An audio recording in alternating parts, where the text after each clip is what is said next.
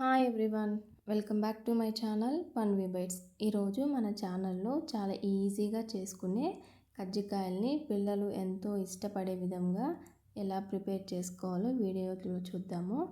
ముందుగా అయితే ఒక కప్పు వరకు పుట్నాల పప్పు అంటే సాయిపప్పు, ఒక 2-3 ఎండు కొబ్బరి, అలాగే బెల్లం ఇష్టపడిన వాళ్ళు చక్కెర కూడా వేసుకోవచ్చు.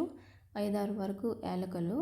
వీటిల్ని మంచిగా పౌడర్ లాగా మిక్సీ పట్టేసుకొని ఒక బౌల్లోకి ట్రాన్స్ఫర్ చేసుకొని పక్కన పెట్టుకోవాలి. ఇందులో మీకు బెల్లం ఇష్టం లేని వాళ్ళు చక్కెరైనా వాడచ్చు.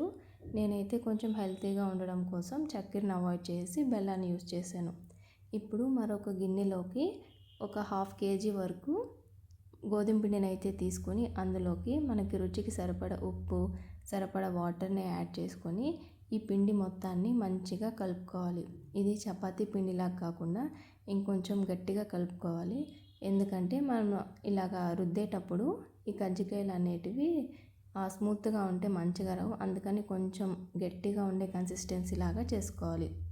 చూసారు కదా, ఈ వీడియోలో చూపిస్తున్న విధంగా ఇలా ఉంటే సరిపోతుంది. ఇప్పుడు వీటిని చిన్న చిన్న బాల్స్ లాగా చేసుకొని మనం చపాతీ ఏ విధంగా అయితే చేసుకుంటామో అలాగే ఇప్పుడు మనం దానిపైన కొంచెం మామూలు చపాతీ పిండిని వేసేసి ఇలాగ రౌండ్గా చేసేసుకోవాలి.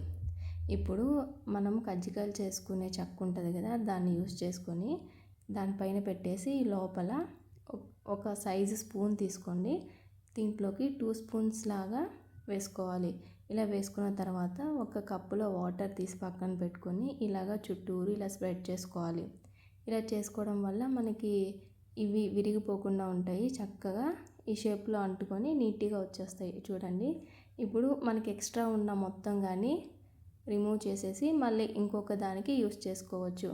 చూసారు కదా, ఇలా ప్రెస్ చేసి ఓపెన్ చేస్తే మనకి చక్కటి ఈ కజ్జికాయ షేప్ అయితే వచ్చేస్తుంది.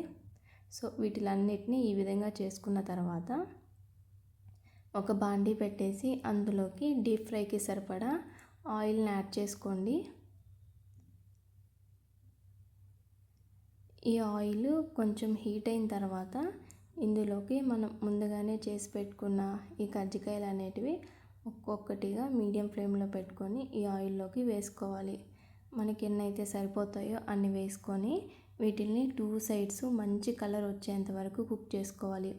హై ఫ్లేమ్లో పెట్టేసామనుకో పైన అంతా మాడిపోయి లోపల మనకి పిండి అనేది మంచిగా కుక్ అవ్వదు. అందుకని మీడియం ఫ్లేమ్లో పెట్టుకొని చేసుకోవాలి. ఈ విధంగా అయితే అన్నిటినీ మంచిగా 2 సైడ్స్ తిప్పుకొని ఇలాగ ఆయిల్లో ఉంచి సపరేట్ చేసి ఒక బౌల్లోకి ట్రాన్స్ఫర్ చేసుకుంటే ఎంతో టేస్టీగా ఉండే కజ్జికాయలు అయితే రెడీ అయిపోతాయి. ఇది చాలా హెల్తీ అండ్ పిల్లలు కూడా చాలా ఇష్టంగా తింటారు. ఇవి ఒక 10 నుంచి 15 డేస్ వరకు స్టోర్ కూడా చేసుకోవచ్చు. సో వీడియో నచ్చితే లైక్ చేయండి. నా ఛానల్ని ఫస్ట్ టైం చూస్తున్నట్లయితే సబ్స్క్రైబ్ చేయండి. Thank you.